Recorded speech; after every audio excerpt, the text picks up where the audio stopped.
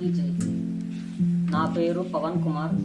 మా ఊళ్ళో జరిగే దుర్గామాత దేవి నవరాత్రుల గురించి ప్రతి ఒక్క మంచి మంచి సన్నివేశాలు, మంచి మంచి విషయాలు ప్రతి ఒక్క చిన్నప్పుడు కష్టం అంటే తెలియకుండా పెంచి పెంచి పెద్ద చేసింది. ఒక ఫార్మర్ పేరెంట్ ఏమనుకుంటాడంటే నేను పడ్డ కష్టం నా కొడుకు నా కూతురు పడదు.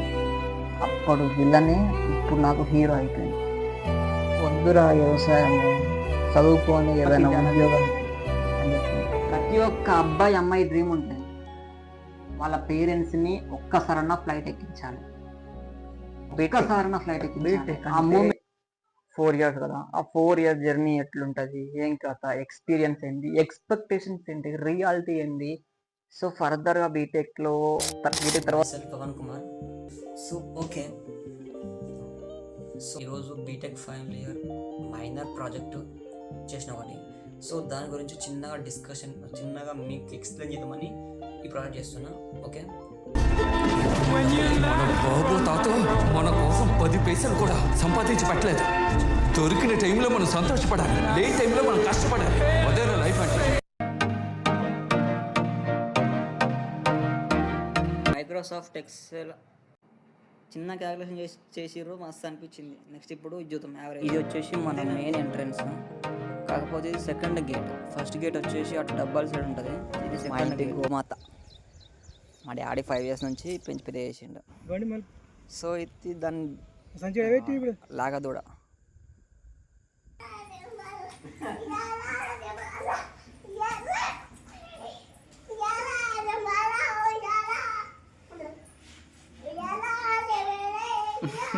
ట్వెల్వ్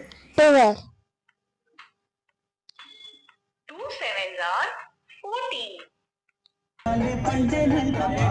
నా పేరు శ్రీనివాస్. వెనకాల రేవన్, ఇటు పక్క సుహాస్, ఈశ్వర్, పండు అని. సో సాయి వచ్చేసి ఫోటోలు తిన్నాము, ప్రసాదం తిన్నాం, టిఫిన్ వచ్చే దారిలో టిఫిన్ కూడా చేసినాం. అది మీరు ఆల్రెడీ ఆ వీడియో పార్ట్ 1లో చూసారు.